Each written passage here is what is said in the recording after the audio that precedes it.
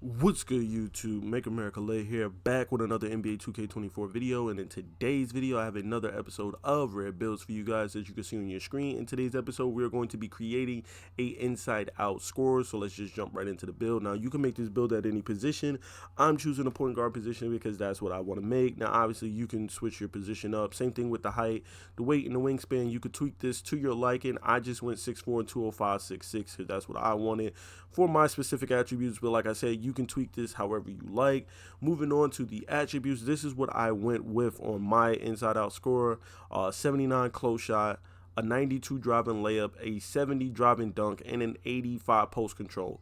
Now, the 79 close shot is just so that, we could cheese standing layups, because, the standing layups in this game, it's kind of hit or miss. There's some games where, like, you got 6'3", 6'4" shooting guards or point guards just laying the ball up on big men, and they're not getting any type of contest, and they're just laying and greening anything down low. And then there's some days where, like, dudes are just can't make anything. You got 7'3" centers that can't even make a close shot down low. So it's 50-50. It goes back and forth. But with Giant Slayer, we're going to have like that tremendous boost when it comes to, laying the ball up over taller people. So at 6'4", we're definitely going to be getting that Giant Slayer. I have a 6'5" player, and my Giant Slayer stays on Hall of Fame. It never drops. So, being 6'4", you're even going to get even more of a boost being shorter than, those centers that are, 7 feet, 7'1" and stuff. That boost is going to go crazy for you. So that's why we're going with a little bit of close shot on this build. We have a 92 driving layup, which is going to net us pretty much every single layup badge on Hall of Fame. You see them right here. The only ones that we're not going to have on Hall of Fame is Fearless Finisher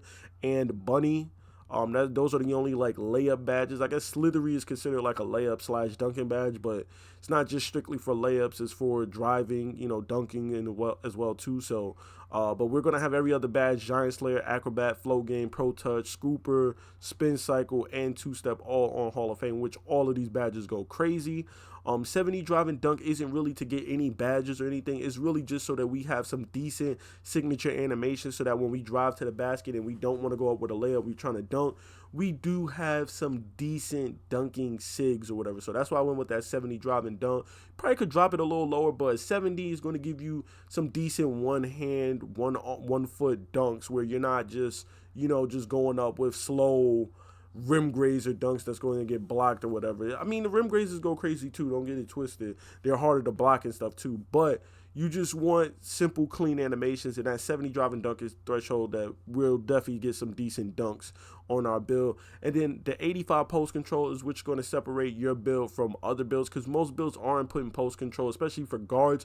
They're not really rocking post control. You see what you're getting for that 85. Now, most people would go with a 75 because the bang for buck that you get at a 75 post control is pretty nice.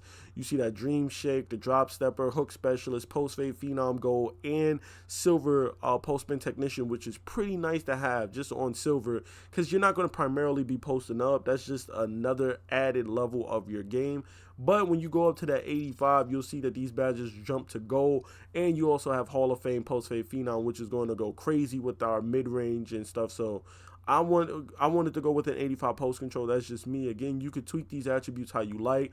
Then I got the 87 mid-range with a 95 3-ball, which is going to go crazy. Now, the only tweak that I will say about this is that, if you do decide to take that post control down to 75 to tweak the build, I would go elsewhere and try to take some stuff down so that you could put your 1 point on your 3-ball, because a 96 3-ball will net you gold limitless range, which goes crazy. So that's just the only thing that I would also include in there.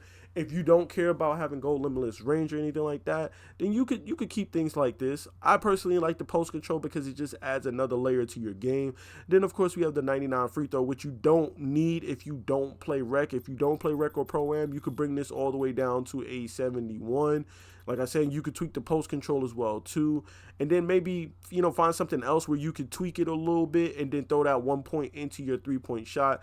But again, you're not going to get many attribute points for that free throw, because free throw and stuff like stamina are relatively cheap, so you're not going to really see much of an attribute return for taking that 99 free throw away. So I just went with the 99, especially because this is going to be a slashing type of build. You're going to spend a lot of time in the paint on this build, so you want to be able to knock down your free throws. Hall of Fame free points goes crazy. Then moving on to the playmaking, you see that 77 pass accuracy, which you already know on this channel is our threshold for passing. We try not to go below that 77 pass accuracy. See the bang for buck you get with that 77. Mostly silver with a few peppered in bronze playmaking badges for passing, but still decently enough. And then that 80 ball handle is decent enough to get a silver unpluckable, and of course some silver dribbling badges. Now obviously we're not going to be the primary ball handler on this build. This is going to be more like a two-guard shot creating type of build, if you will.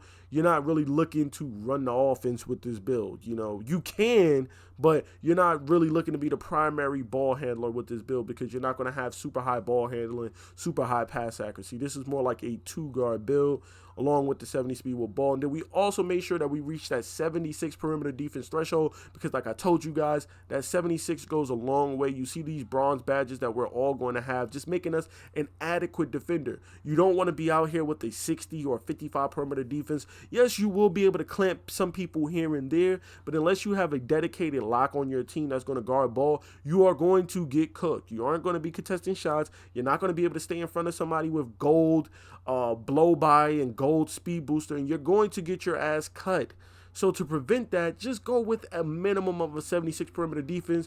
You see, you're going to have 94 feet. You'll have ankle braces, challenger, fast feet, pick dodger, and if you have a little bit of a tiny bit of strength, a 45 strength, you will also have bronze clamps, which all goes a long way to playing good defense, or adequate defense at least. You won't be an absolute turnstile on defense, so that's why I shoot for that 76 perimeter defense.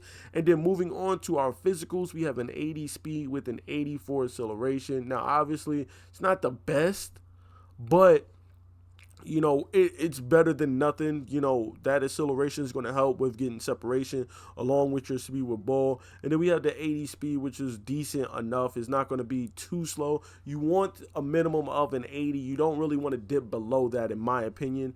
And then we have that 63 strength, and that 63 strength is important because it's not only going to help us get clamps, but it's also going to help us get that fearless finisher badge on silver that we like. And then it's also going to be the threshold needed for silver physical handles. As you can see when I go down, we need a 63 strength for that physical handle, so that 63 strength will also give us physical handles, which is going to help us with getting separation when dribbling and trying to get to the rim. So physical handles definitely comes in handy. 50 vertical, because we don't really need vertical. We're not going to have posterizer. We're not going to get contact dunks, so vertical isn't really that important on this build. We don't have block or rebound on this build, so vertical is just basically non-existent for this build anyway.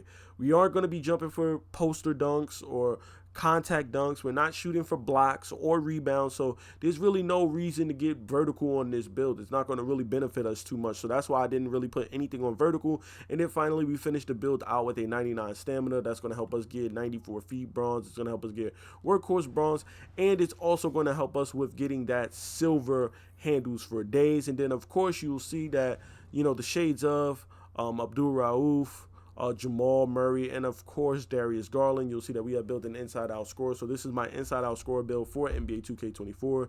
It's been your boy Make America Lit. Please be sure to drop a like, comment, and subscribe for more NBA 2K24 content, and of course more rare builds like this. I'm out, y'all. Peace.